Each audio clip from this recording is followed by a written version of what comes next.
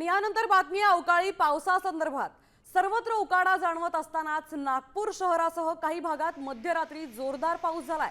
दिवसभर ऊन असताना मध्यरात्री अचानक विजांचा कडकडाटासह पावसाने हजेरी लावली आहे। यामुळे रस्त्यांवर पाणी साचलंय तर शहरातील काही घरांचं नुकसानही झालंय। तर वाऱ्यामुळे काही भागात वृक्ष उन्मळून पडले।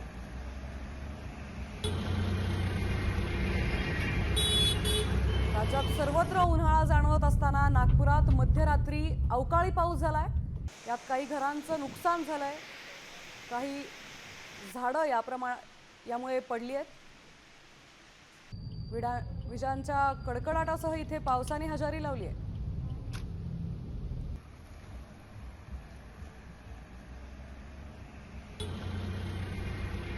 आपले प्रतिनिधी पराग ढोबळे या ठिकाणी उपस्थित आहेत। नागपुरात मध्यरात्री पाऊस झालाय। पराग,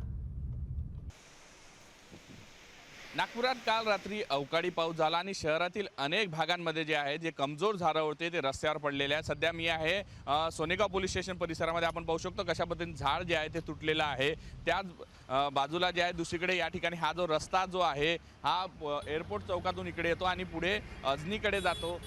या ठिकाणी सुद्धा रस्त्यावर आपल्याला झाडं पडलेले पाहायला मिळतात। त्याचबरोबर उड्डाण पुलावर सुद्धा मोठ्या प्रमाणात जे आहे झाडाचा भाग जो आहे तो पडलेला होता। त्यामुळे सकाळपासूनच या भागामध्ये साफसफाईचं काम सुरू आहे। कारण पाहू शकतो आपण कशा पद्धतीने वाहतूक आहे, वर झाड पडले असल्यामुळे त्याचा फटका कुठेतरी बसला आणि पूर्ण वाहतूक जी आहे ती खालच्या भागातून जे आहे सध्या वळवण्यात आलेली आहे। झाडं तुटलेले झाडं जे आहे ते बाजूला करण्याचं काम सुरू आहे। शहरातील अनेक भागांमध्ये खरं तर हा पाऊस झाला। विदर्भातील भंडारा गोंदिया या शहरांमध्ये सुद्धा मोठ्या प्रमाणात जो आहे काल अवकाळी पाऊस झाला आहे आणि याचा फटका जो आहे कुठेतरी शेतकऱ्यांना सुद्धा बसल्याचं बोललं जातं। त्यामुळे एकंदर परिस्थिती पाहता खरं तर थंडी जाऊन आता काही दिवसच होऊ शकले नाही। एकीकडे ऊन तापत आहे तर दुसरीकडे अवकाळी पाऊस मात्र आता लोकांना हैराण करत आहे। शेतकऱ्यांना कुठेतरी हा अवकाळी पाऊस जो आहे तो नुकसानदायक ठरत आहे। व्हिडिओ जर्नलिस्ट सौरभ बोलेचा पराग ढोबळे, साम टीव्ही न्यूज, नागपूर।